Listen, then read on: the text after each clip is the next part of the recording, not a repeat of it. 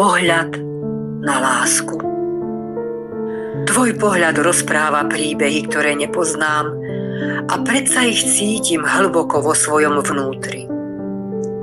Každý dotyk je jemný ako vietor, ktorý hladí moje myšlienky a prebúdza pokoj, ktorý som doteraz nepoznala.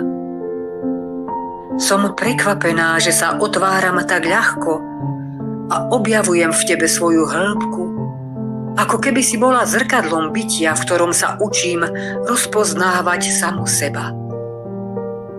Tvoje slová sa vznášajú medzi nami ako listy na tichom jazere a každá veta rozžiari kúsok mojej duše, ktorý som dovtedy skrývala pred sebou.